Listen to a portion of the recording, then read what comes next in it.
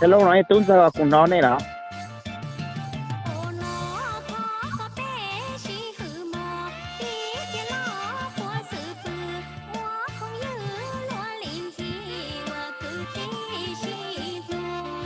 Tôi mua hộ xuống Mỹ Đình mà.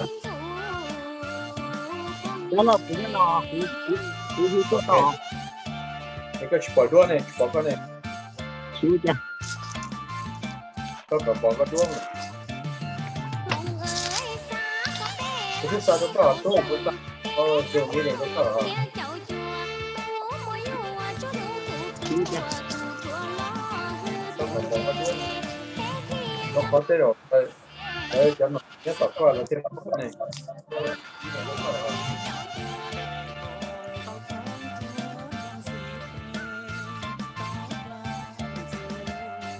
Cháu nó cái chính wifi nó là cái mình check cái mình lấy một wifi cancel của mình cho nên không cái gì cái chỉ có dùng có một cú đeo là có chỉ một khó dùng lên cái có một khó dùng number hữu to sao tôi mua tà sau đó có số cái mà ok cũng mà chưa US US enjoy meeting cái number có sao nào cái chỉ khó dùng có một cú chỉ khó dùng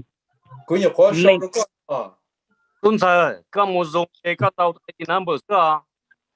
ok但是ok cũng một sai cũng chỉ bắt đầu wifi chỉ tao nó chỉ cái mà chỉ cú thảo nó xem mà có些 wifi 跟这 wifi 到这nhau có xem mà cái số đó có cú nhau tầng cho lý lũ chạy tiền là đó nào ồ đó là cái nhau là cũng một chỉ là cũng chỉ tao phá wifi password gì cũng mà hữu to ok đó là cũng mà keep nó on just in case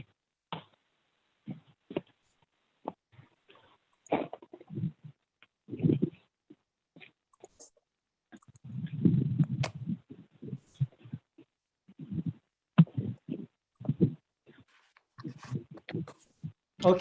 thì trong cái này chắc gì trong này chắc mỗi khi hợp trai nhung cùng với cái Hmong Radio Broadcast sau thông chuông Hmong WIXK cầu trí quyết cho AM chia y sùn P.P FM nhỏ Minneapolis thiết Saint Paul the Sun Minnesota trong xưa nào cũng có phát sinh trong cái lộ trong đời Hmong trong sau thông chuông xuân nu Monday to Friday nu nào cũng vậy nu để là kia Sunday special bây cũng muốn cho họ chỉ sinh nhớ trong đời bây lúc gì lúc rõ được không được không bây cũng tôi bây tôi na tôi cùng với kia khana giờ cùng cái gì thà cho tôi dùng ở trên nâng cầu cái sai nào sai chữ nhớ trong đời bây lúc gì lúc rõ lúc số mong khana ít số mong khana cho rồi giá tạm đây giờ sẽ là cái phòng lúc gì rồi thì cô tôi cùng với kia cho bây nhớ cho khana nào kia một cái là khana tôi qua bên tôi cho sẽ là tới cho lượt họ lại tập hợp nhất rồi họ district của tổng một cái đợt về nhất rồi lúc sẽ học ở đó trong cái này cho nên tất nhiên nên cho nông nhất rồi tạo ra cái số phát triển nên tôi cũng có cái khả năng chỉ nông bê cái bê có thả cho cái xịt từ trong nó có sao luôn từ trong thì chúng ta thấy các nó cũng có cái đợt bê cái phong và cái từ trong nó rồi mình cho được cả chỉ thay từ từ lối chạy của senator phòng bây giờ chắc là một shit từ đua chỉ lúc nào cái gì cho nên một cái gì họ rồi biết chỉ thay là cái gì đó mà nó lên thẳng nhớ chỗ lúc nào cái bây giờ usaha gặp cái chuyện tụ tụ có một cái nó被lần kia nhiều khi nhận được thì tập án ở bên mà mình có một cái ví dụ về họ chỉ thẳng我想到发现个发现，我都是很多就是在脑部啊。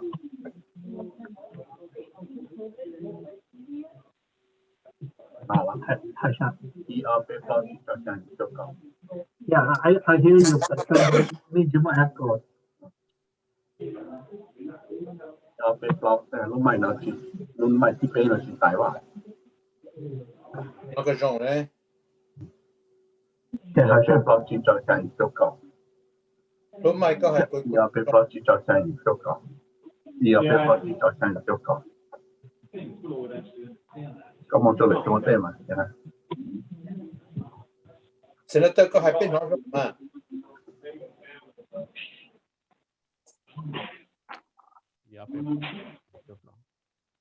Với sao có nói rong đó?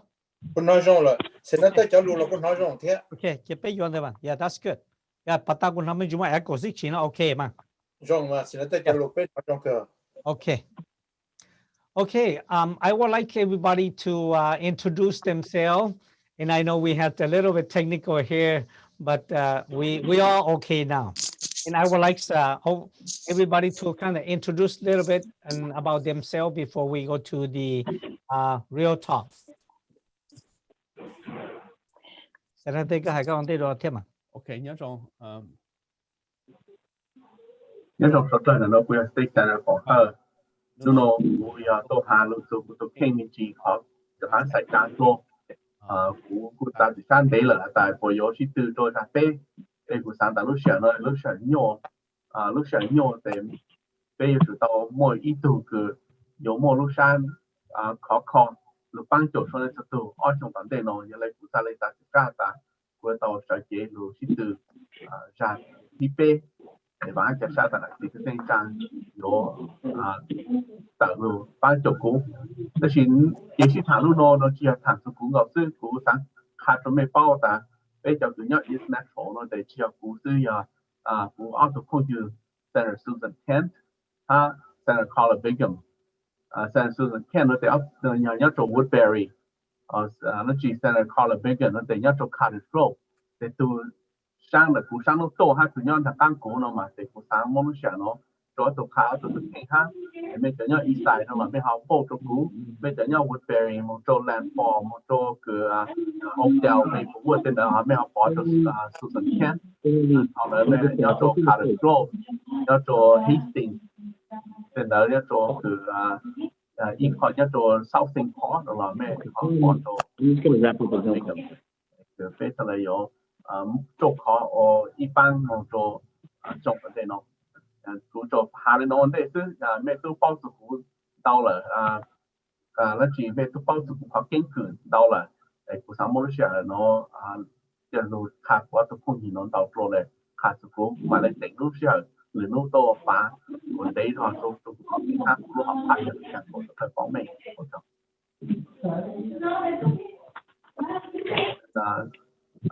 Senator Kent or Senator Bingham, any of you can, either of you can start introducing yourself.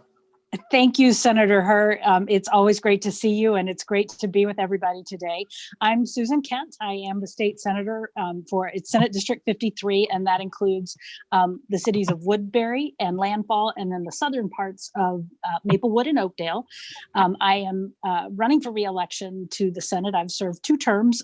I came in at the same time Senator Fong did, and I've worked hard on education and transportation issues. Those are 2 of my main focuses. I also know issues around elections are very important, and I've served on that committee. And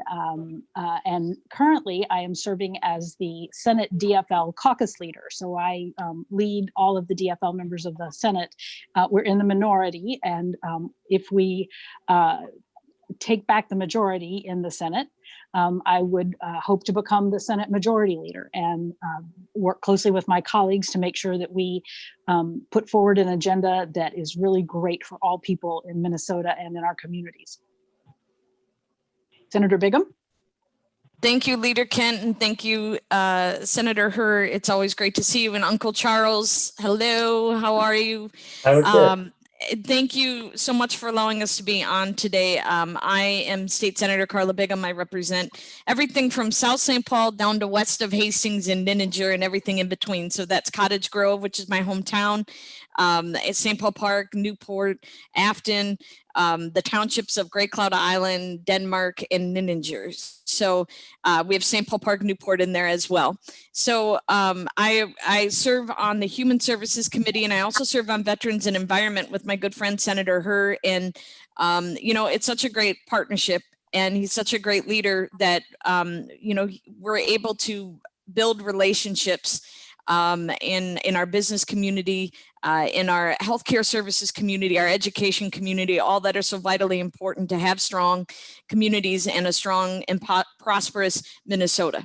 And so these are a lot of the things that I focus on, and really hope to bring into the next session, where we will be looking at rebuilding an economy that works for everybody. And that starts with our small businesses, our locally owned businesses, and making sure that those have all the resources they need to create the jobs and stimulate the economy that we all need it to do. So look forward to some questions and hearing from folks. Okay, this is my time, right? Okay. My name is Charles Wu, or the elect official usually call me Uncle Charles. So right now, I represent for the Hmong community who live in District 53 and 54. The Hmong call you every day on the phone. It's Uncle Charles. So I would like to let you know that right now I work for District 3, 54. I'm very proud to join with the Senator Susan Kent and Senator Carla Bigham, and I also have Senator from District 67. So today I would like to introduce myself to all the Hmong community that you know me and you see me is the one who call you on the phone every day. Thank you. You want to be next? All right. Yep, sure. You guys can hear me fine? Yes. Okay, so my name is Tunza Xiong. You guys know me as the Hmong comedian. I live out in Woodbury. I've been a active volunteer and organizer in St. Paul, Twin Cities for a long time now, and I want to just take this time to ask for your support. I know there's a number of families, I believe about 600 families that's been identified that lives out here either in Woodbury or the Washington County area. And your name is Nonake. Please consider supporting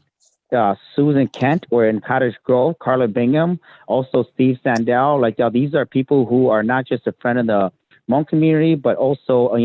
minority businesses. They worked hard with the governor to help protect our communities and keep us safe from COVID, and also to help work on disparities in our communities and fairness. So yeah, so thank you. I'm honored to be here, and I've told all my brothers and sisters who live out in this area to support them. I'm asking you guys for support. Talking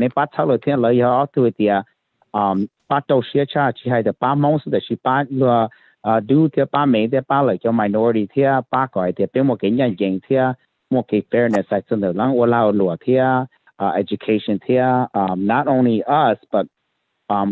who had any Carla Bingham here, so in Canada endorsed by the dollar look how I love I think go to the job it's the job Minnesota new legislature. So let's work hard so we can call Susan Kent, Majority Leader Susan Kent in the fall, in 2 weeks. Okay. Thank you. Thank you, Tujar. It's always great to hear from you. And I saw your picture of you voting early on social media. Yes, thank you. So I'm excited. Okay, nhớ rằng của nó của Nó cơ. okay. Nhớ rằng của Hòa Hòa Vu nè. I'm Hòa Hòa Vu. I'm the former president of the Hmong Asian Council. Now I'm a community advocate and concerned citizen. I live out of the 3 districts mentioned.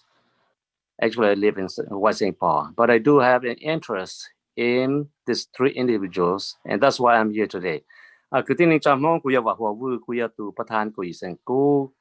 ở chế cầu xa, ở chế cầu chúa, tại sao của tụ nên thực sinh họ lúc rõ, ba cho đây nhau lúc chơi lúc rõ xử lý thì họ kể sơ sinh nhau lúc chơi lúc rõ của bên bao thiê cú chỉ nhau cho Pelu district và tàu hải nó đó là mà cú như bao là Pelu nó rong cú một xe đã chơi rồi thiê nó là có thể tuổi nhau được nó vậy chứ. Senator Phong, you wanna see if your mic working very well first? Okay. Ở trên đó bài chuyện, cú rong sát cú Better. auto phong như Senator Susan Kent, Senator Carla Bacon,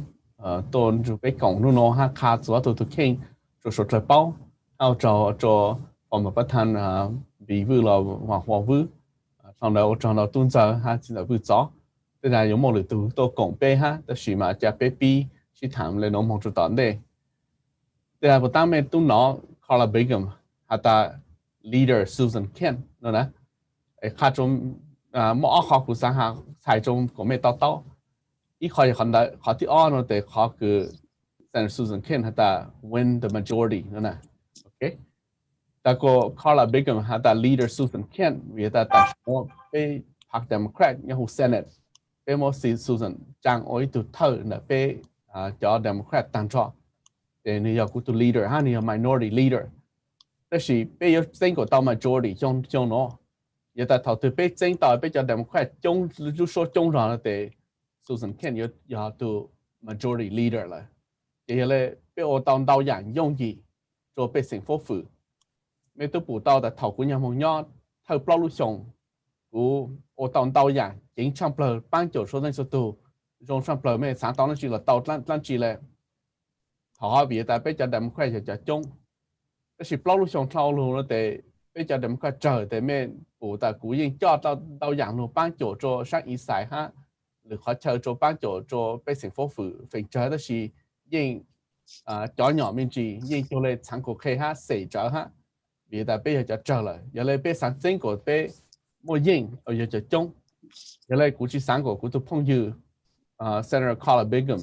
หรือลูกจงป้องมองกูจีสังกูตัวพงยื Susan Kent เลยleader Susan Kent ป้องมองไอ้ไปจริงอย่าจะจงทางนั้นกูสังกูสิลูกเสียงกูคงไม่จะเนี่ยไป white bear ผมไม่บอกจตัวพวกยู Justin Stoffern ฮะรู้กันพอแล้วไม่บอกจ John Hoffman ฮะเฮ้ยเขาโน้ยเขามองยักจงนะจอโน้จะปล้อสุดโน้แต่อยากกูหาเลยโน้แต่ยิ่งขับมองตันชอเลยทางนั้นเนี่ยจริงๆจะมองคือเนี่ยจะตัด house ฮะเลยตู้ช่องฟูลีเจช่องสมัยตาว่างอันเกาหลีเหรออย่างน้อยยังไม่ย้อนจังเพราะจะเชิญโน้แต่ไม่กระจีบอกจะเพราะสิ Senator โน้แต่bao từ của Hà Nội sẽ yên cover bên mong không bờเลยไอ้ไม่ปอดbao bao nữaไปtàu xuân tàu thìไปรู้majority เลยแต่ Susan 有รู้ majority leader 啦ที่ตั้งแต่กูจะยังไม่ฟิงรู้ตัว chair 了哈要以上知道ตัว chair 了นะแต่น้อย透下กู控造了รู้ตัว透住了中了知道吗也กู上道路没忙的哈但是嘛有主要被 pack 们到 majority อย่าไปพักกันเมืองที่ต้อง majority ที่ต้องจะจงแล้วแต่กูจากการมุ่งยอดตัวอย่างเลยกูซื้อต้องจะจงแต่กูต้องจุดจงเลยแต่กูสร้างใช้เลยกูต้องหาเท่ารู้แต่กูสร้างมุ่งยอด做 commerce committee กูสร้างมุ่งยอด做arts and culture committee เลย legacy ละ natural resource ละอย่าคือยอด做committee คือจีเข้าหรือ做ต้นเหตุโอเนาะมาเจ้เขาเนี่ยเขาคือไปตู้สั่งเตาแต่ยมของเลยเนาะอย่าเลยกูสั่งเขาเนี่ยใช้จนไม่กูไม่มอชาตัวดูไปหลงฮะปังไปฮะ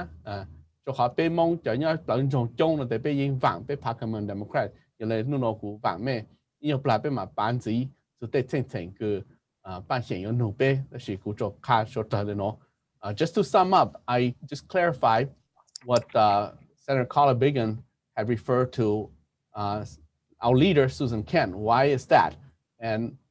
Senator Susan Kent mentioned the word about winning the majority, flip the Senate, what that means. So I take a little time explaining to them what this two phrase had meant in a larger context to the Hmong community. So go ahead, feel free to state any of your point. And after I go back around, I'll come back and state the point that what we're going to do next year after getting reelected. Is the other one Michael coming here yet? Hello? Michael, are you coming? Tunza, are you still there? I'm still here. Okay, maybe the other one, This Michael, is Tunza. sure. It's one person coming, but do not see picture, and just wait that Michael will. That's okay. We're gonna continue our show on. If Michael come in, well, let she speak in the last. So thank you all, and introduce yourself, and then I know this year is be very important that everyone, if you are a U.S. citizen and if you are age 18 and up, need to go cast your vote this year. And any of you can tell us more about why this year is so important. And I know it's hard for everybody to go vote, but we all need to go and cast in our vote. Usa, I have to, first thing, sorry to interrupt, but I do want to say something. I think that is relevant to Usa Hamijiya. They do point there are a number of legal and illegal tactics from the other party who are trying to make it harder for certain members of certain communities to vote. In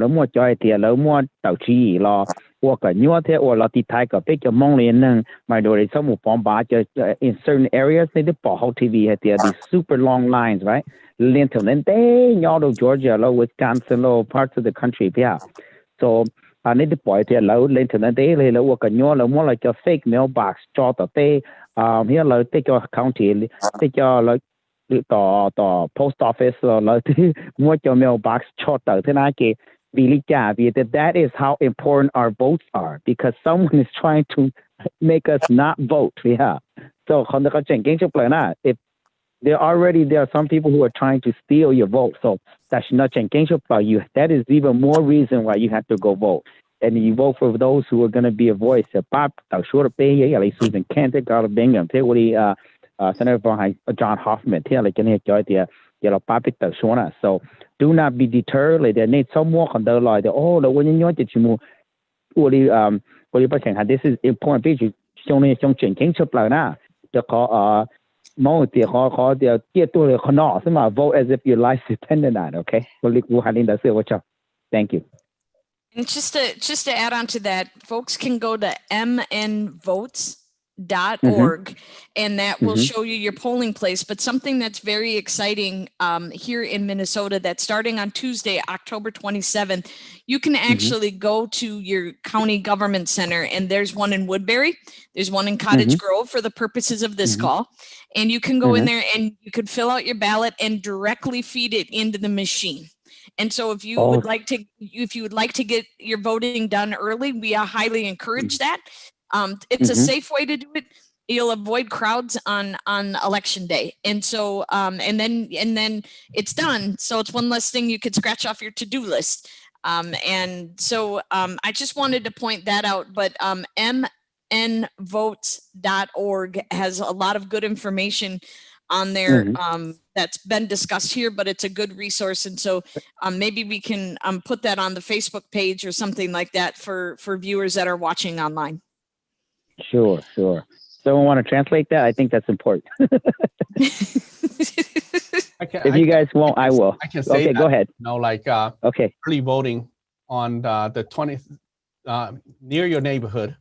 The reason I want to take this time to say that is that after the 27th, then we have to come, there's early voting poll open near the area where you live. Arlington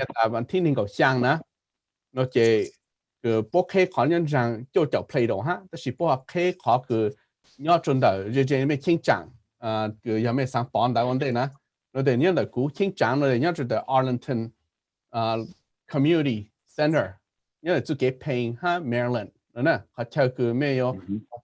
day November east side, and then Carla Bingham City Hall, Susan Ken City Hall, if you know the address, feel free to share with people about the early voting poll that are near in their neighborhood. Mine are at the Arlington Hill Community Center on Payne and Arcade. those of you who can vote in District 67. But for 53 will be Senator Susan Kent, and 54 will be Senator Carla Bingham. Maybe you can name those 2 locations and give them the address. Yeah, and just to clarify, because I do represent part of Ramsey County too in Maplewood, and so they would go to the same address in St. Paul that Senator Fong just mentioned. And in Washington County, Oakdale City Hall is a great place to vote. And then also in Woodbury, it's actually just downstairs from the library in Central Park. So those are the 2 places in my district. Plus there are a couple of others that I bet Senator Bingham would like to talk about in her district. Yep. And so I have South St. Paul. I represent South St. Paul, and you can go vote early at City Hall there. And that is on 3rd Avenue, 125 3rd Avenue North, just down the street from the Coop, if you're familiar with that. Really good chicken. Mm-hmm. So so that's South St. Paul. And then in Washington County side, you can go to the Cottage Grove Service Center, which is the county service center, their South Service Center, and that's on Ravine Parkway, 1300 Ravine Parkway South, and that's out by City Hall. And I actually believe these last 7 days that City Hall will also in Cottage Grove be having early voting for these last 7 days. Uncle Charles, có sao hai đứa chồng này thì cái chuyện này trả cho được bao hết tiền, bé cái tàu tàu mua bom bán nữa, họ bom bán nữa họ chẳng chẳng chấp là bé sai nó sai chú, nhớ đầu tiên chờ nó bé hiện rồi nâng America là bé tàu xí bé so chạy và bé sinh, là sai nó sai chú, giờ sai tàu tụ rong là hai giờ rong, qua tàu có sẽ là nó mua hậu mua kế vả mừng, thế sai tàu tiên nó tiên chú và luôn lưu cho cho hai người chơi sọ nhẹ như họ chụp chân nè, rồi cú vui sọ cú họ lựa ba trâu DFL, sẽ đi ba một trâu district chỉ cho block trâu cho xa, thế giờ ba một trâu nó phát cảnh mà DFL nhớ đi Tina Smith là nhớ đi President Biden còn đó,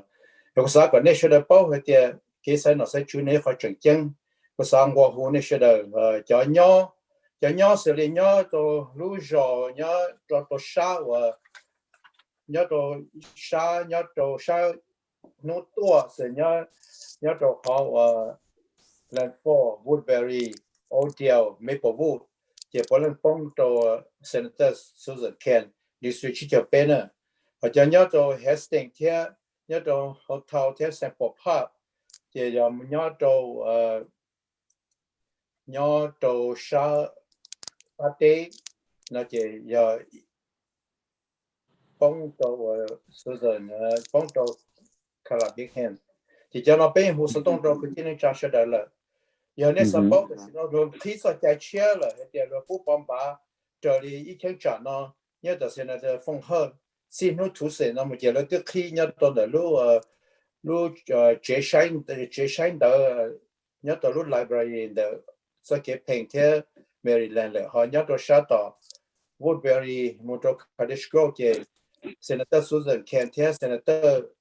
Carla Bingham và tức theo là但是Michael有奥杜我后来巴中个有那啥帮忙查可能那些那些有帮巴的家有叫你们帮巴的家有的家贴帮巴到叫老那hồ sơ东到到古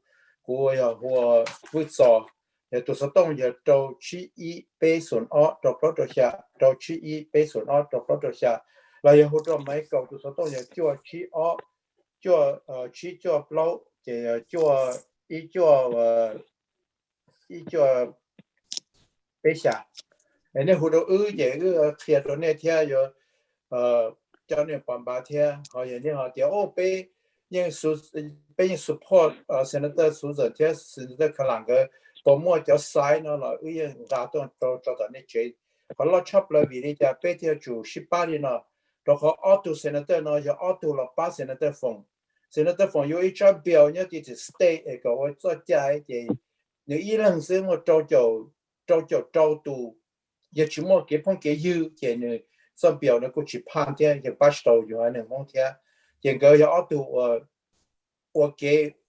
汽车些天工地工大工商， giờ nên là bé tàu chơi sẽ là phòng giáo phong dư còn là tàu nọ tàu chữ thiên mua đấy chỉ là theo 18 tàu còn lo chập là giờ cho cái chơi nữa giờ bé chơi sẽ là theo phòng bé tàu chơi thì chơi genre de có một cái vạn mong theo của theo thằng bảo hộ ít trồng của thiên trả sẽ được nhớ đồ sao và Cottage Grove Hastings nhớ một đồ Central Park là cho nhớ đồ sao tàu Upton ở trên đó cho nhớ đồ sao và giá nô tua tàu nhớ để Woodbury Landfall là cho nhớ Odell là cho Maplewood của lần cả tàu Center Susan Kent hiện nay sẽ là tàu tàu mù bỏ tu xong nhớ tàu Maplewood tu xong chỗ mới có nhớ tàu Susan Kent có chờ thế thì bây giờ sẽ là 18 để thọ cả nên sẽ là cho nên chỉ cái tiếng trả nhau ở trả giờ thì bé hồ sơ thông tốt số nó là nên bom ba là nên thì bỏ lại nên thì chỉ bỏ nó là nên cái chuyện một bom ba thế nên sau sẽ nhà đó phải sau sẽ là chỗ xa gì nó cầu nó sư giờ cái giờ tàu lúc bỏ ta cái mà thì cú xỉn giờ cái chuyện một cái liền là thì thông qua hối cho nên chỉ cái tiếng trả sau đó số tụ cái nên sẽ là yên một bom ba bây giờ chỉ bỏเขาchơi măng là hồ cho cụ tụ số đông và của hai này cho chi ý bế xuống nó cho bắt đầu xa của yêu khen này cái măng chắc nó thế Senator Susan Kent thế Senator Calabigham cái là cái gì nhau cái seat Senator phòng thế là bên hàng yên ô liu kê thì bên ship bắc nó có là thằng một thì và thế thì cho nên thì cái này chắc sẽ được nhau cho district auto Senator nó này một cái công ty thế của yêu vui sao và your uncle Charles. Nhà rồi cứ tin rằng mong cú giờ và hòa vư từ phố mới phát thanh của ý sinh li bắt đầu cú tao hái cú tôi cho con nó nằm mà vì thì xong nó cú boss cho là hay cho bên mong lúc giờ bên mong cho cái chơi sinh mà cú một cái chơi sinh đó tranh đầu ya xử lý cú bỏ hồ bên cho tu chọn sai là cho này cho gì cho là một cái chỉ tao là tao有cái cho cái bên sai trả họ social media là bên bỏ ít cho tới rồi hay cho lục chỉ chân ít cho hay lục chân ô tô bây giờ lầu chỉ bỏ cái yếu tao tư mà ô tô cho lầu cu chỉ bỏ thì từ thế giờ tụi do hoặc họ từ thế giờ khó do từ giờ tụi ba là cho lầu mà trong nó giờ trong trận chiến chập là cụ thể sáng qua hồ cả bây xóa lên số tụi cho này cho gì cho mi tụi mi nhỏ này tàu ba này cho này cho này cho gì một phong bát là giờ bé tụi khinh tao một phong bát trong nó mà trận chiến chập là cụ thể xử lý họ cú ít nhiều sự sinh vì thì bé cho lầu mà bé chỉ tao qua lấy bé cho họ một cái tụi này họ là hay tới giờ lũ họ chỉ cho tranh chỉ ở cho lầu tao有kế xử lý quy bao thì bé cho trong tụi cho lầu nó phải trong bé mong mà bé là tụi nhau bao cho xong nó sư bé chừng nào hay nên chọn nhẹ bé cho này cho chỉ là một trong ít phần chừng nào tao cái ba chỗ lần đầu trong nước America ít cho nhà cũ cứ tôi là thì chỉ tới rồi cho nó chừng nào cho chơi bây giờ thì cũ nó là cũ chừng ít tu sư thì cũ chừng một cái trong tu chừng tao nó chừng cái ba chừng tao tới social program cho nó bao nhiêu cái sự sinh và bây giờ cái tình trạng mong mà bây tao thì bây giờ bỏ cho tụi mình ở đây ở chờ ở thì chờ ở đây ở đây nó để cho tận cái đâu cho này cho chỉ là anh nhân cầu lợi cho cái ở đây ở chờ chỉ dùng để họ cố thầu bên nhau long chen là nữa có bây giờ thì bây giờ bỏ cho tụi lũ chùa cho nên chọn nhẹ lũ chùa cho kiến cho những lũ chùa này chỉ bây giờ chỉ do sở đời có sở đời một cái thay dân nhất sinh mua cho cái ba chùa cho lũ rò bây cho nên chọn nhẹ xã tôi giờ cái ba từ là chẳng mua bút rồi bây giờ bây giờ này nó chỉ bây giờ một bỏ cho Party Democrat chỉ là bây tụi nó giờ cho Party Democrat nhưng họ lũ rò là mua họ rò một tiếng gọi cho họ bàn hàng nhất cái đó chỉ bây sai cho Party Democrat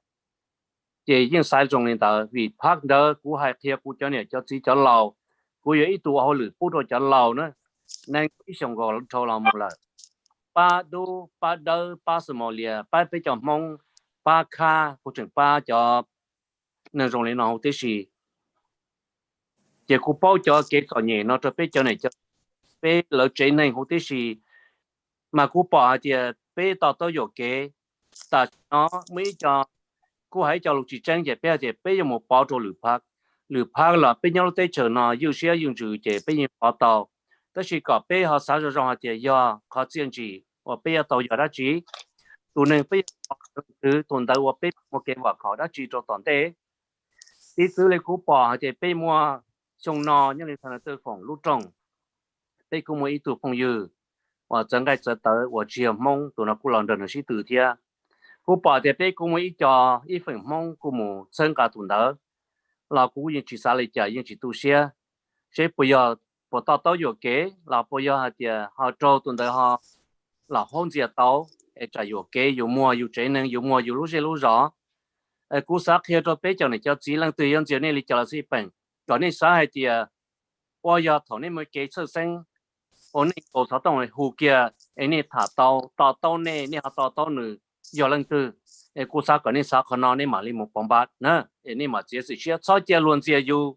cho chia yêu đây mình tôi mới nhận chia yêu lại cho chia tụ phong tụ dùng chia yêu thì bỏ tụ nó giờ tao tới tao chờ nó tới rồi bé vô kế là bé từ tôi nhớ tới chờ nó tới xong rồi nó cú bỏ ít con gì thế cái xuất sinh để bé mong cú bỏ nhớ lại mới cho tuôn xài lúa lại ý giả cho lâu lại cú nó lại yên chừng mua cành rồi bé bỏ và George Floyd có tới mấy mua nó lại bé tụ cứ đi tu thọ nó giờ cú bỏ một tiếng là chống tụ cú tàu à một cái xuất sinh một chống tụ hai thì giờ một số lửa hai nâng lọc cú mua một chống tụ qua thì giờ số rồi bé tụ chẳng hay bé họ lù bé mong nhớ lại sân ở phòng là cú mua mà cú bỏ ít cho cú mua cái xuất sinh là thì tôi cho sân ở phòng họ chỉ ba mong tôi cho hay một bài tụ nên sợ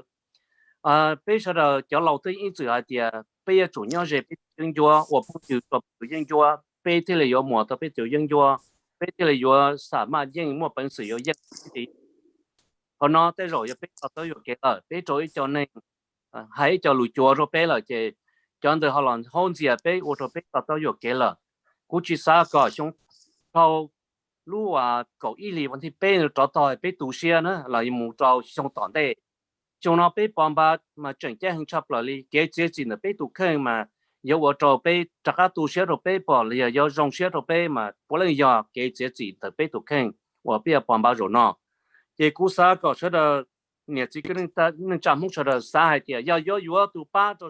被叫人做嘢我帮帮的 Party Democrat 呢要被有读头被没单没我老是当被胡你到被到你我帮了上那这风呢要被啥的被要有叫我tao bé liền cho thì có ba cho cái nào cái họ ba cho cái chỉ có lúc tới lúc chờ chỉ cho mua sa cái và những chỗ sa cái gì hậu gì còn nó xin giàu rồi lại bé tuประธานnóที่บุรีแต่ชินะ President Trump แต่ชินะbé tu bỏ thì chỉ nên là cho nó bé tu chỉ tao luật tao rồi cú ý chỉ tôi thấy cho nó tao bé cho tới xong nó cú ý chỉ chỉ mua kiến trai cú một cái từ là cú ý chỉ mong cú sa tiền chơi bên nhau lử tết chờ nhau bỏ tên bỏ thiên du bây sư tôi thấy cho nó chơi chỉ muốn du bây là vì cú chỉ bỏ được họ mua但是这头 Trump 了叫呢cú chỉ tao luật tao rồi cú ý chỉ chính trang tiền mua bỏ有八股但是像呢本把些有跑的vì cú bỏ thì头 Trump 了叫呢 Trump 只能是多只能先到再给我你弄是多你弄是中中间呢还得有 Party Democrat 但是可能老莫路子lần tới bây giờ mua nữa cái tiền trả mong có nó giờ Trump lúc gì Trump và cả quân sở Trump bây mỗi cho cái pay ít cho cái số này ấy cả bây giờ cho là xin số chẳng cái chạy tới chạy hay nên chỉ cho nó thế là mua cái quân sở bỏ xe bỏ trừ và cho nó xin chạy và cho nên cho nhẹ bỏ xe bỏ trừ theo một cái tờ trả cái quân sở nó có nó chỉ là Democrat có tay mình có nó giờ làm được Trump có tay mình có bây giờ mình bây mà bom ba nữa nếu cho nên cứ bỏ hồn tới ổn đây là nếu sẽ lên từ là bỏ chơi, ta chỉ cho chừng như tôi bỏ ta chỉ nó muốn nó chỉ cho anh chọn bé theo chỉ có cái cái tiếng chăm mong, của hai lý nó xưa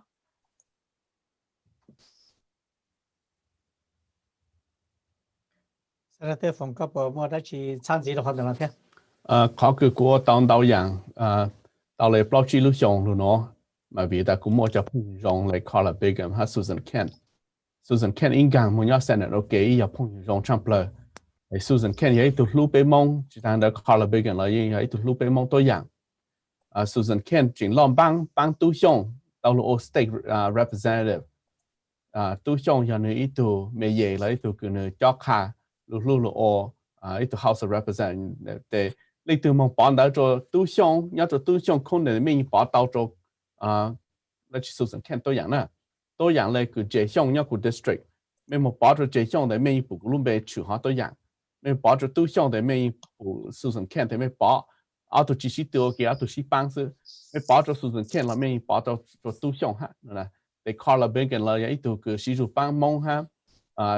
trong nó sẽ bị phản đau dạng được ban chỗ cho số lời sẽ mình tôi nói tại cú cho nhà được ban cho làng lộ mỹ cho small business cho micro business cho là cái chỉ làm lộ cái mi ai cứ nạt chỉ mua bình sự cứ mua thọ tàu thì stay này thọ như nhau nè ở tàu dùng gì cho mấy nè để cụ tôi là tôi mua thọ khó luôn cho số lời tức là cụ thọ tàu khăn đó mà chỉ là ta cụ tôi lên trong sự cụ có khán giả thì cụ tàu sự vì ta cụ mua cho phong hiệu dùng là leader Susan Kent nó chỉ call là the center call là Bingham auto như là center for họ cóต้องการnó chỉ cụ ta cụ ต้องการcho nhà luôn cho small business nó cho small business chỉ là cho bên mong sự chỉ thông bờ để cho stay nó để hà họ để xuất lần càng xa了cho họ giờ ta cũng thằng cầu cho bên mong sự để bắt đầu cái chạy là ha nó bây giờ chỉ của ta thọ cho small business thông bờ để cho Mr. nó để bắt đầu giờ là bây giờ tàu bang cho họ cho small business nó rồi giờ mấy nhớ cho cầu tế can tế là cho small business nhưng học khách kế to là cho small business nhưng chỉ một cái rồi một thọ cho nhà đó họ nhiều trang chỉ nhớ ít cho cứ chỉ bao lù lại bê ha nó để bây giờ tôi chọn để sử dụng ha này họ nó sẽ là lù ban chỗ cho rất là giờ ta chuẩn thì chỉ tao họ nó thọ là họ tao nó là họ tôn chỉ cũ cũng mà lấy sẽ chỗ sẽ giờ lại họ từ cũng mà ban chỗ mấy chỗ dạng tận đây này cứ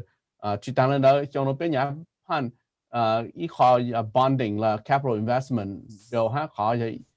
họ tại vì tại nó bên lúc tới cho nó bông một tổ chức mỏ nó để ô tô bị bông hậu lửa đào dạng đào trắng là chỉ mà bị phản khó capital investment nó để yêu cho các chỉ hậu lửa cho số lượng số tổ ô nè cho họ bị mỗi nhà cho lục khu vàng khu chế khu kế đến đó nè để khu tây khu chờ nè để bây giờ khu sự chỉ là tại mỗi nhà cho họ thì chỉ là chủ sĩ thế nó mỗi nhà cho họ thì yêu tông lá tôi nên lục ô yêu tông lá mới cho mình tu mình xài lục ô hậu lửa nó chỉ mấy cái chỉ làm băng tỏ nè lúc xưa nó tỏ nhiều tao一路上路nóแต่ช่วงตอนนี้เราจิตใจเนี่ยมีจีฮะขอนมองรู้ย้อนได้ใช่ไหมจนเมื่อแต่นู้กันจีนู้จากการเติบโตปู่จนเมื่อปู่เก๋ฮะที่มีจ่าช้าฮะมีล้อมบ้างได้ใช่ไหมต่อโหวตจนไปพรรคเดโมแครตไปสลายโตต่อจู่เก๋หลังนู้จนเมื่อยังไม่ป้อช่างต่อเลยแต่หรือนู้กูชิป้อยหาเลยจังจนเมื่อเลยได้ที่กูสั่งแต่ทำไม่กูชิป้อยหาเลยจังจนกูเหรอฮะยังไม่ป้อจนหรือบ้างจนหรือตัวไปจีตาวหลุยจงแต่ไม่จีโมเลยถึงไม่มองช้ามองตีมองหามองท้อนะแต่ไม่ยกตุนยกหัวน้อยสิกูจะชาแต่ไปจะจงจะเตากูมันจะการน้อยสิไปรู้ชัวจะคอเล่นคือจีต้องการชาคอเล่นคือเลยประธานบางหัวน้อยในเตาหามินจีไปรู้ชัวสุดเลยกูไปสังกูเป็นกูเตาอีเจนหิงเตาเล่นเตานะรู้เสียน้อยแต่สุดเลยเฮ้ไม่กูไม่เลยตัวเราไม่จีนหยาฮะนั่นน่ะพอเห็นไม่ก็ตัวตั้งตอนเราไม่จีนหยาแต่ไม่จีนมองโบเขาไม่จีนมองโบแต่เขาคือเขาตัวอยากจะคือห้ามพรรคเดโมแครตก็ไม่ป้อไม่สมองโบนะแต่ป้อยิงละนั่นนะแต่เขาเนาะเขาขาดโจไม่ป้อเราต้องมีจีนเลยเนาะกูหาเลยเนาะซึ่งกูจากกูเอาตัวพงคือSusan Kent call Bingham I want to give back the time so you can talk a little bit more about issue that we've been working on whether small business or tell us your part. You know, the Hmong community see my part and my visibility out front, but behind the scene is Senator Carla Bingham. Keep, stepping front and say, "Got to get this done with Senator Hmong her." Yep. And we need our majority leader. All we need is just one confirmation. The majority leader said, Senate DFO caucus, we're gonna stand by Senator Fong Her and Bobby Joe Champion. So let's push it through. So tell us your part. So I wanna reiterate one thing too is we can't accomplish greatness if we're divided, and so we need leaders that are going to bring us together. We need leaders that are going to bring the greater good out of all of us and help us form a more perfect union. And that means that we have to come together to ensure that our small businesses, the lifelines of our communities, have the resources to weather this terrible pandemic, that we have safe communities. And no one's defunding the police either. I want to make that very, very strong, that no one is defunding the police, and we want safe communities, and we're going to put forth resources to make sure we have safe communities. But we have to come together. We have to come together to get rid of these disparities that exist in healthcare, in education, in business, and really sending leaders like us to St. Paul to advocate for that, and to come up with real solutions by listening to business owners in the Hmong village, to listening to folks in education and in healthcare services, so that we have culturally appropriate healthcare, access to healthcare. And we support those businesses. And we have wonderful leaders like Senator Herr, who make sure that everybody's voice is heard, and that we are including in any sort of economic recovery package micro businesses and cultural malls, because those are vital to our communities. And he's a tremendous advocate for that. And Senator Kent knew and had to stand strong, and with as well with the whole caucus that stood next to Senator Herr and Senator Champion, that we wanted that in any sort of recovery package because it was vitally important. So those are the types of things that I'm working on, and that I'm going to continue to advocate for. But I also want to say one more thing. I could say a lot of wonderful things about my dear friend, Senator Herr, but also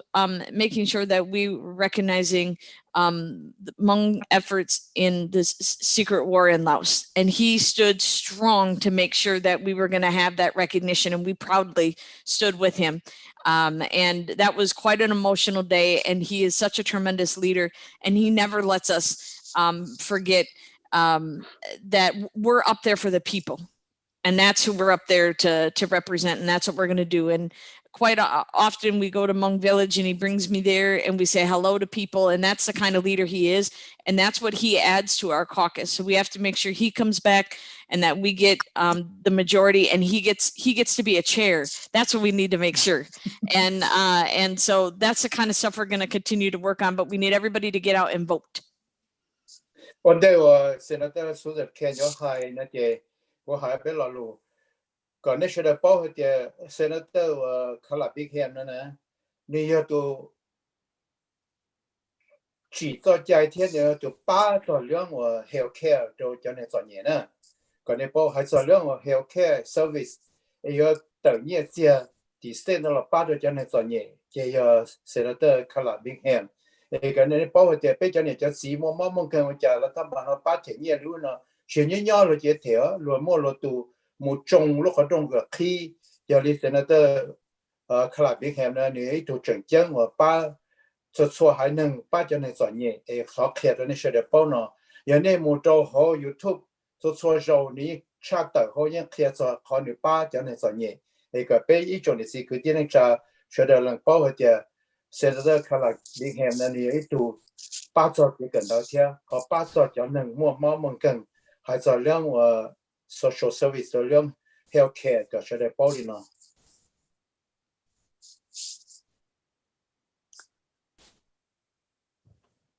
Well, this is Susan Kent, and I just want to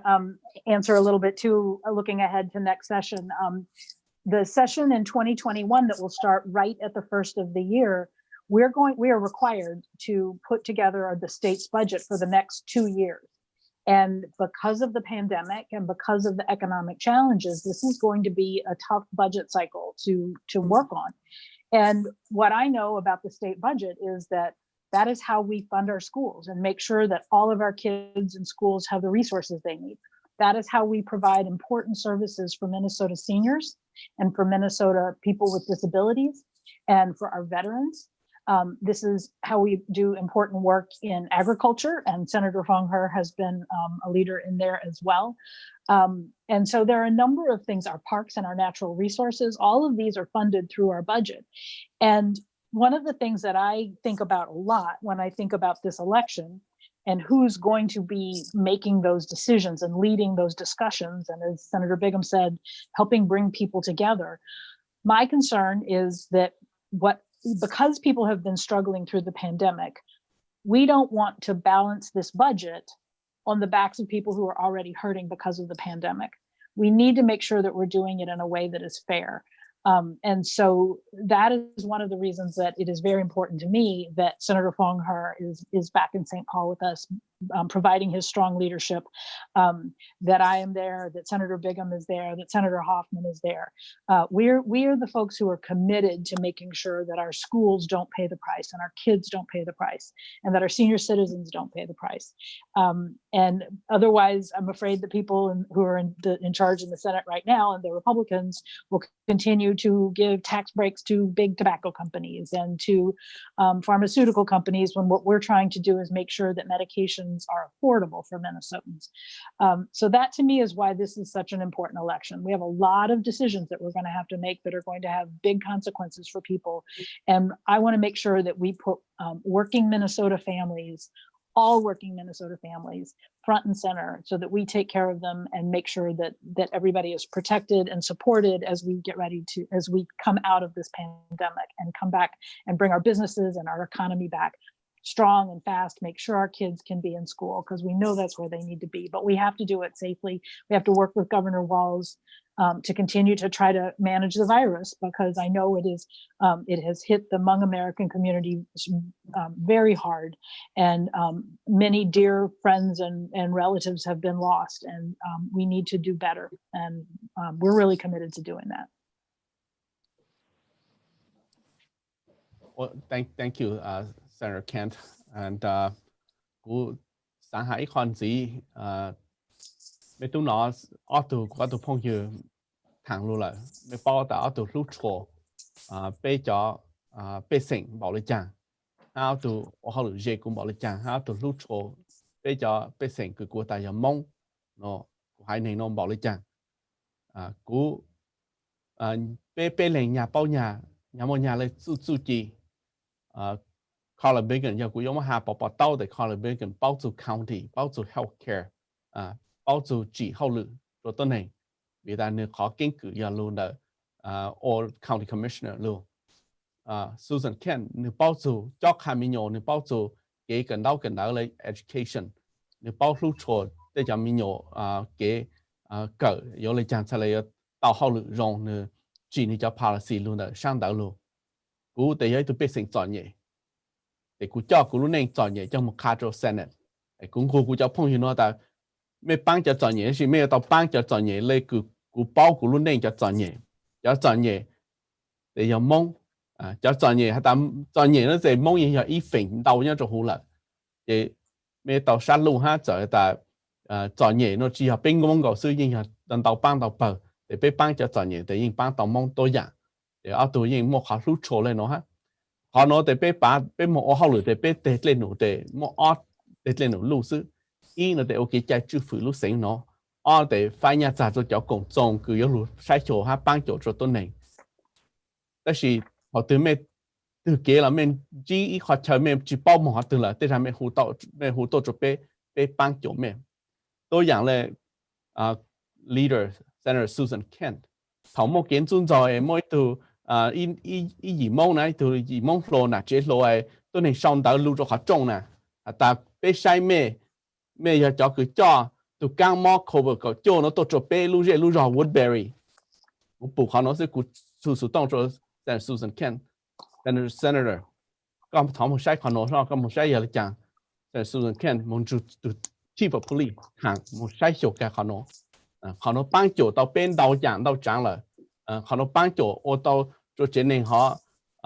một cái chơi cha sa để dạng này nó là để tôi khai tàu đã ở tụ lúc chỗ mong tôi dạng tụ bố cứ cho lấy tụ nhớ cho về cứ broken part nè cũng một câu chỉ tao tôi lúc xưa họ mỗi tụ bố America nhớ là cũng chính chẳng nó cho tôi sang tàu ha nè với tàu lúc chỗ tụ nhớ là cũng chính chẳng cũng hú cho sự động cho Senator Hoffman có một câu sở chế cho coi một hạt sâu một chút chi là tầm lo về cho họ người sai số về từ tôi này chỉ rộng nè sai của một kiện gian trình cho về từ bù lâu cho để tụ 我梦是到做好车呢，那这个人梦都是古晚，古叫朋友 state center，要做好车个咩样，有咩 vote 波，特别有冇人给咩 vote 波，但后来有梦用做被从那是都是，讲到要咧 Senator John Hoffman 要做 Brooklyn Park， to Canada 要做 White Bear Lake 咧 Justin Stofran， to 朋友 Senator Carla Biggin 要做 South St. Paul 要做 Cottage Grove 要做香港地冇做 Hastings， 被to 偷咗要做 Senate 個 Senator Susan Kent 要做 Woodbury、Landfall、Oakdale 個要做 Maplewood， แต่ขานอทะเลตัวต่อไปจบขอกูสังก็ไม่ต่อขานอฮะขานอจะกูหลังตองละฮะกูสังก็ไม่โฟจกูกูต่อตัวรู้จงขันฉาจะไม่ชนถึงสุดที่กูหาขานอรุ่นเดือดจุกเกลูยังไม่ชิดต่อจุกเกลูแต่กูหาเลยจังเลยจริงกันไม่รู้ช่างรุ่นจูให้ยังไม่ชิดต่อจุกเกลูแต่ไม่รู้ลื้อป้อนจริงจ้าต่อไม่มองเขาขานอฮะแต่โอ้มองเขาเหตุจงไม่แต่เป้จะอย่าจ่อคืออย่าสารยาตู้จริงสื่อขานอจิโมเจงหาจงไม่ยันใจแต่ขานอจิโมเจงแต่ตัวจริงการชาติเป้หาเลยโน่ละนี่ตู้ต่อโน่เลยจริงนั่นนู่นแท็กซ์ถูกขานอแต่เป้จะหาแต่ในสังเหตุไม่ซื้อสอนชัยรู้เสียหน่อยรู้เสียเลยเหตุไม่แต่สิ่งไม่ยังมองไม่ยังต่อขานอช่างเป้เลยเป้จีเต้ใจเธอเป้ตื่นต่อเป้ตื่นยิ่งโย่อย่างเลยตื่นmà mẹ nhìn nhớ chỗ khó cũng nhớ chỗ khó sang ý sai nó cũng chính trai cũng sáng của mẹ chủ cũng nhớ tới khó sang nó ha bên nhớ tới khó bên bọn tới của bố bố bên một chuyện bên bọn tới cho bên cho cũng cho phong dư của bên một chuyện họ nó bên sai nhớ tàu nó tàu cho lúc tây lúc chờ nó cứ chỉ sợ chờ chủ khỏi tại nhà tôi chính sự cú chính chơi của bên một cho tôi chính sự mong trong trangนั้นแต่是nó cú chính chơi của bên tàuอีนู้นตัวอันเด็กกู retire กูไปต่อตัว chief of police กูยังมองย้อนจอมสตาร์เนาะถ้ากูมองย้อนเซนกูตัวจ่อรู้จอมแต่กูยังโอ้กูมองอีตัวมองรู้ firefighter กูตัวจ่อต่อหาแค่ตัวจงกูจึงสั่งกูมองจีสิกูหาจอมแต่อันเด็กกูท้าเขาเนาะแต่จีกู做好เลยกู做好เลยตั้งกูหาอันไกลเสียสิกูมองเขาเกี่ย influence มองเขาเกี่ยหาต่อโลกูโลหลงลูชาลุนจูเขาก็ไม่โหวตกูสั่งฟังแต่เตชะตอนเดินเชฟเปียบยังไม่ตัว county sheriff ก็ยังมองแล้วอีตัวก็ chief of police ก็ยังมองเขากูจะเชิญการเขาก็ตัวหลังกูจริงอยากพงอยู่做ตู้จริงสื่ออยากเป้อยากกูจะตี你只要领对了哈但是不要到龙珠ใจ被到龙珠ใจ路帮助就好么一路ตัว被去龙珠ใจ路是苦的都真是去包住的对啊都真是是我路飞起唱好好的对啊对努个都个都几个都内都长老古都看见要做对面弄得好个对啊罗去补给连毛讲罗就来是飞起路我有古三的可能没有到唱了对可能古晚没从那度过没从那刚帮到就古帮到就 Carla Biggin 帮到就 Susan Kentกูจะรู้เลยเนาะซึ่งพระมนตรีกูมาเลยหาจไม่ป้องจีฮะ Senator I just mentioned about you're responsive when there was a hate message post in Woodbury and in a matter of hour you were there I mean you talked to your chief of police and I did say that there's two major things as a legislator we're responsible making a law govern our state second thing we're responsible making appropriation as you mentioned that this coming year will be a little challenging for us. But at the same time, we can also be responsive to our constituents. And you are one of them, so as Senator Carla Biggin. And one example of that is the recent incident of someone wrote a hate letter posting on a young family's house that they were watching them. So thank you for that, Senator Susan Kent. คุณสอนสีขอตัวเดี๋ยวขอ Senator Susan Kent เนี่ยตู้ช่องตัวหมอว่ามีญาติเนี่ยว่าหรือเรื่อง education เนี่ยตัวWoodbury ก็เดี๋ยวก็หมู่ป้าปอมบ้าตัว Susan Kent ฮะตื้อเดี๋ยว Senator Susan Kent เนี่ยยังขอ evidence ให้ป้อให้เดี๋ยว Susan ยังตัวป้าเรื่อง education ให้ถอดแล้วย้อนเราให้ใจเกิดเกิดชิโต้จะมีอย่างเดียวมันจะในคุมป้าเจสุดจะแค่ยัง伊问题对样木伊弄安弄木晒点样的为家个知道，原天的苦了八天，原天也贴 program 了八，天呢贴古包嘛，现在的苏人看嘛多的这个的，古木路得了你多，样是包的话为贴古我到叫我某 youth program 嘅，你也贴卡肯的去，啥个八的去，天你八的叫 equipment 啊，你半夜时你八的，古报道贴比较猛了，木我好路呢，那都报贴。现在的苏人看呢，你山下又还能走，你路又还能天你啥个又走一样，你说还能天，结果把的奥多，现在的现在的卡拉边看天，现在苏人看个样路叫 minority 路比较猛，你一样主要去包比较路色，เขาเก路现在的风路被某地叫了，来路被某地的，个啥看的种的是个地方下包的，你影响两 target 的两 education。贴八着叫民有做业个，说的呢，到那到后，至少是业，这个说的呢哈，毛些和对崩了嘞，和这本这个叫没有个到，可能也可报个 evident 的，有叫能够报，有一种毛些很。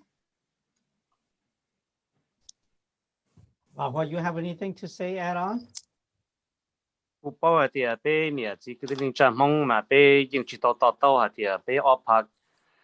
Democrat ที่พรรค Republican นะเขาชี้เจ้าลิจานะเจอีเปียตุ้นเจอก็หมาไม่ทันจีที่มากูถามมีจีจ่อให้เดียเป๊ะจะเหลามาสักก็เป๊ะต่อยุ่งยี่ให้เดียลิปตากูให้นะป้ากูจ่อเนี่ยจะจีจะเหลาเดินมากูให้เลยให้เดียพรรค Democrat เจพรรคว่าลู่จะหนึ่งสอเนี่ยลีก็กูเป๊ะเฉยเนาะไอ้ที่ลิซ่าก็มั่วเตะพงการเตะเนี่ยเราไม่ป้าเจกันเตอเตะเนี่ยเราว่าป้าเฉยtừ nó có mò là một ba tự nhiên một nọ là một ba có mua vào một chế nhỏ ba lú chế lú rò mà giờ pan tới mà giờ pan chọn nhẹ chế pan Democrat họ giờ pan và Republican là chế cú hay lỡ hay chế có lỡ tao yêu用gì giờ hay mấy cái hay chế tới rồi là họ giờ chỉ tao qua chế pan tới giờ pan nâng mua nhẹ pan nâng blow nu mà lỡ ba cho nâng blow nu lỡ chân gà cho nâng blow nu sư lỡ chỉ lú cho nâng chọn nhẹ lỡ tàu chữ cho lấy chia cho cái ba chùa chia nhẹ chia tiền đông đời khó mò chia cái ba tàu vô phê chia và cho nhẹ cho tàu ba và ô chế là cho chế luồng thế nó thế rồi tôi chỉ muốn nhẹ tôi tàu rồi chế tôi chỉ khó thế và thế chế chỉ mua thế program tàu ba bây giờ mình tôi nhiều cần đó cho nhẹ mà chủ hay cho mua trò sư nó chỉ cho nó có cú cho này cho chỉ tao yêu用gì nó chỉ khó nó mà cú sao có bé cho này cho chỉ tao rồi á cú mua ít cho sinh ra mà thì cú yêu bảo cho phá cú yêu bảo cho tròn nữa vì tự nhiên là thì bé tụi nó lon đấy nè thì cú tiểu chắc cái bảo tuần đầu tiên tôi tao tới chờ bé thì cho bé mua tao tới chờ bé chờ mua lúc sao lên đó có bé cho sao有给呢要thì có chừng要cho nên sao nhỉ chỉ có một bao nhiêu tuần tới chỉ có trả cả lộc có bao nhiêu bao chế á, cứ tin trả mông nữa, cho anh trồng lên đó nè, chỉ ta lên đó, có bé sa thì những người sản xuất phồng này, tôi đang đau ya, tôi bé chín cho các bạn, ya bé ya số mà bé số chỉ tăng lên là, lúc trước chỉ bé số chỉ tăng lên là, bé ít số đông thì sản xuất phồng, sa có tua, khi sau lúc tụi nhỏ là, nửa tua là, ya lưỡi tu nó là bao tua, lưỡi tu nó mà chơi lo chỉ nhỏ cơ mà có theo dòng hồ lúa là lúa bộ trưởng tao có tay rồi còn được tôi chỉ tao chỉnh chân trâu lúa giờ lúc tôi mua từ nhà chỉnh chân trâu lúa là ta chỉ trong phe là giờ phe tụm mông mà cú sa có phe sa cho hạt tiền phe mông yên lu phe mông chập lại giờ thì phe tụm mình nhỏ giờ một sinh tàu mà tay rồi là mà phe chế giờ ở tụm mình nhỏ đời mà phe chế phe tụm đua phe ăn tàu phe tụm đua ta chỉ phe tàu lu phe tàu ta phe cho giờ kia phe chú cho xuống địa bây giờ phụ nó cho họ lúa lưỡi tu nó mà lúa chỉ trong lên đó nữa có bé xả lên nữa mà giờ bé tu cứ tìm mong là bé tu mong như là sản xuất phòng như đâu thì stay lỡ nè mà tới rồi này chỉ bé à tới rồi này hay là lúa chỉ trong này cái này sau lên nó mà cũng chỉ bỏ rong ta chỉ lúa sen này lúa chập lại lo lúa này hay to vì nó chia sơ chế độ bé chia ôn nọ cho mong sư nhưng nó tan cho bé sinh dễ dàng sẽ được bây giờ vừa sợ đời bây giờ vừa phong yêu cứ đi cho lúc rồi cho số lần số tụ bây giờ nhau tàu luôn cái nhẹ bây giờ nhau cái lối rõ thêm một cái thay những nhà sinh bây thì chúng một plot một đồ chúng một kiến trung rồi thầu bỏ sang tiêu phòng hay cho cái nhân tự trả cho cái nhân cho đủ bây cứ tin trả mới cho mong mà lo cho tiền qua trả những một số tụ đủ khó nói giờ lần sau bây tới mùa nữa tin trả này cho lão này cứ ít chữa tiền có bây vô yếu chủ nhau sẽ từ dân chúa bây thì từ dân chúa nó cú bỏ tiền này bao cơ ta chỉ mà cho là lão đại bây cho lão nữa cho là đa lực chúa khó nó có hay là chỉ tranh đồ có mà bây giờ này cho chị cú thằng có ý dùng gì nữa cho cha用帮包的店有那包大了给都是八十刀呢有那包都要给了但是整有包呢给两种包包括要拍路错背身路错路这路绕你莫路些路包盘的呢盘的也拍 Democrat 第二要的要包的多个还路个到个红中通了到红忙多了到包的上的风呢qua来那做背的咱们giờ lần từ họ chỉ to là này em mình hú tuổi của họ khi nên gì thế cũng chẳng hạn thì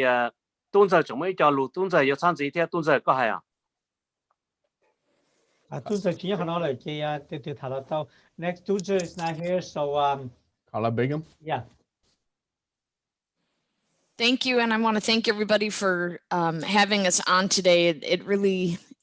is a big deal to get out and vote and to make sure your voice is heard. I want to point something out. 18 years ago today, Senator Wellstone died in a plane crash along with his wife, his daughter, and campaign staff. I'm going to leave you with 3 quotes.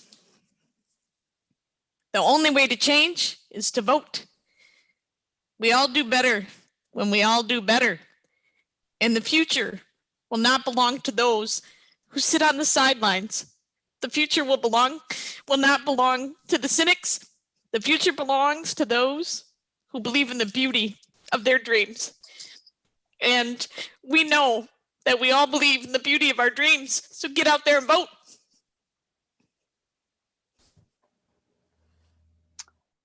Thank you, Senator Bigham. This is Susan Kent, and that is the perfect note to leave this on. I also want to express my thanks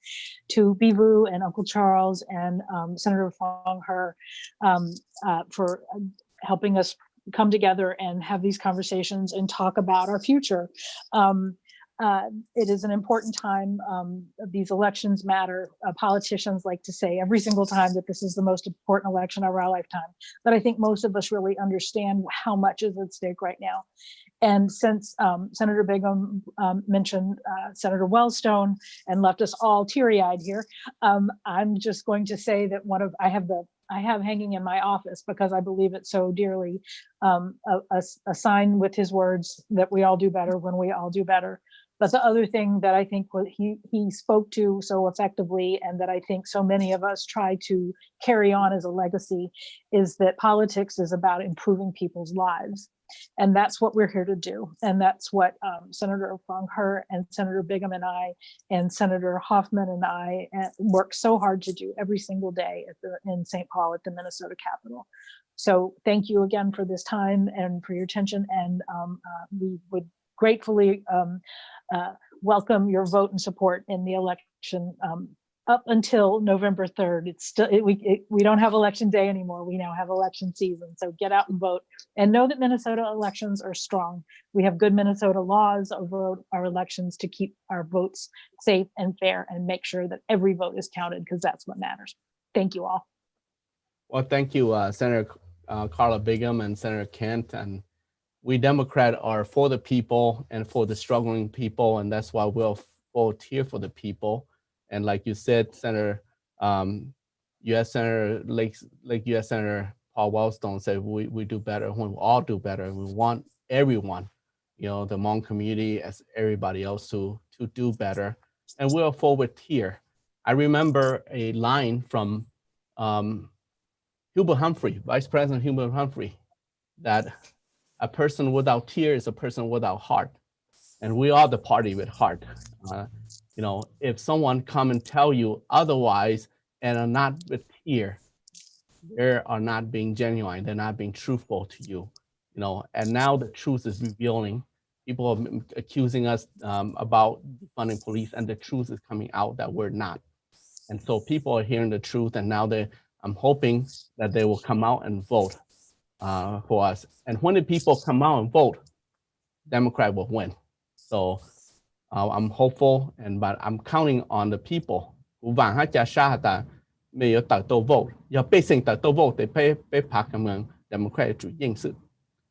ไม่ตู้ปูลูกโกมอนแต่คาราเบกันลูกโกมอนแต่ยอนเนี่ยหาจูพอวาสตงฮะลูกโกมอนแต่หาจูแต่เนี่ยลูกเป้จะต้นหินก่อนเนี่ยเป้จะมองบอกเลยจังส่วนแค่เราตัวอย่างเป้พรรคมัน Democrat ที่กูอยากอีตัวฮะเป้ปูลูกเน่งจอนเนี่ยเป้ปูลูกเน่งคือเป้ลูกโกมอนอย่าลูกแต่คนเดียวลูกอย่าเล่นตัวฮะแต่ลูกโกมอนอย่าจีขอเจ้าเป้โอเตาช่างขอนะฮะkhó cứ phải khó tàu và khó phải sử dụng tiền, và từ giờ này tốt, tí có bị có lúc có một bông từ họ giờ chính trang gì là, từ cứ lô thầu từ tôi này cô từ họ chính trang gì là, mấy chỉ son nông cho họ lô, giờ mấy giờ chân tớ, từ lúc có múa mấy lô nữa ha mấy tí thổ nữa, u cho thọ mấy ô tô khó xử, thọ mấy lúc mấy cho mình nhỏ, u cho nó. Anything else, Uncle Charles? Okay, có số nó chỉ thọ cho Senator Phong Thia, Senator Carla Bingham, Senator Susan Kent, theo formerประธานว่าหัวเทียตู้ช่องnational ตัวกลมตัวกูเขาโปรแกรมเนี่ยตัวนั้น special ว่าตัวคือไปเสียงเนี่ยตัว Hmong Radio broadcast เขาลงเชื่อชับเลยเขาเป็นตัวชินชีเทียเป็นตัวมันจะนับขี้ตัวเชื่อเลยเทียจะนับจะชื่อเรายังตัวหายใจแล้วรู้เราหัวเลยพูดตัวจะเนี่ยสิคือเจนจ่าเนี่ยนู่นเนี่ยนอไปเดี๋ยววันที่ไปผู้สต้องสอบตัวnational เนี่ยจะใช้ district ชิดไปชิดเปล่าละเนี่ยหมู่ปั๊มบ้านเลยเราให้ยองชิดตัวละเนี่ยหัวตัวเป็นมาป้าเนี่ยเจ้าเนี่ยปั๊มบ้านที่เคลียร์รู้ precinct ตัวเนี่ยหมู่ปั๊มบ้าน at the end thank you so much for the honorable three senator and all friends and family. I would like to thank you for you all to show my radio program tonight and see you next time. Thank you. Well, before we all go, I just like to tell you all, and Hmong Radio is not give up yet. We create a new radio station coming soon in the Twin City here. We got the 106.7 in West St. Paul, and it's gonna coming up in the next month. And then now we also up in the 96.3 HD3 FM in Minneapolis. So just talk to us, and the next year we are going to have that FM coming along, and it's going to be the first Hmong radio station FM broadcast in the whole globe in here. Hmong never have radio station and Hmong broadcast, so they will be set in record just like we all this politician, you guys too. Just like Senator Phong He, who is the first Hmong senator in the globe too. So thank you for your time and to participate today talk. And I hope to see you in a very short time or a different day. And I just want to make sure that our community remember, because sometimes English name is not very common into the Hmong dialect. So, cho hà cho mẹ ta, nhà mẹ chính yêu là để Susan Kent nữa, để dùng gạo lấy Superman luôn cho trên hình nữa, để mình luôn bây giờ Kent lấy cho cái tạt lô mấy phụ anh này Superman này, cái Carla Bingham nó để mấy phụ luôn big lu nữa, lu, thông ca cái lu nó để mấy vô cho tuần đã xong rồi Bingham nó để mình dùng khó lu ha. Dù ta khó cứ lưu dù lệ cứ Superman ha, Supergirl ha, bố chẳng đỡ nữa mà chạy cứ mình chú chỉ tao bên nó tới mình sáng chủ khoản nó sự ở trong đâu ở chỗ bây giờ này cho chị ở đây là về bên lúc xưa bên thằng là chị Senator Phong lưu chạy lưu nhúng lúc xưa thank you for Senator Phong lưu của tao sơn gà sa tông chúa của tôi số lưu time lúc xưa nó giờ này họ muốn ra chi nó là dọn dọn bên mấy tụ telephone của nó, sau khi bấm ba sai nó sẽ chữ này họ chỉ bao thì mua đi trả tiền nó là dọn dọn tụ telephone này hút tàu nhất rồi tàu nữa khó và cho họ lựa giờ trâu chi gì sồn off lâu trâu trâu chi ý gì sùn óp lâu trâu đó là thả lại mà là khi trâu nên đâu chắcเขาไปถามกันแล้วที่ไอ้ว่าtrâuอีจอนซิวtrâu nên chúa tụi lúc xí hởวันนี้เราcòn phải kia là trâu cú lúc xí hở nhớ được khả năng chỉ lúc nào biết cái xí thả khả năng của ta kia được khả năng lại thank you very much and see you all at different time thank you Thank you, Thank you President. very much, everybody. Thank you. Còn tao nữa, nên mình nói cái rồi.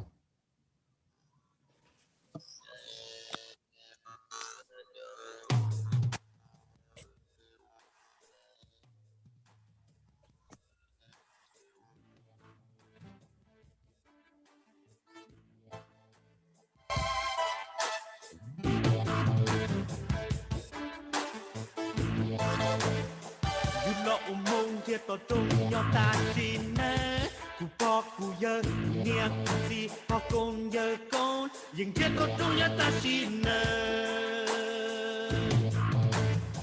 muốn nó xì lu hậu xì chê tu bự tu lo lu tu ra lu tu yao ô lu này nhau cả xiên lu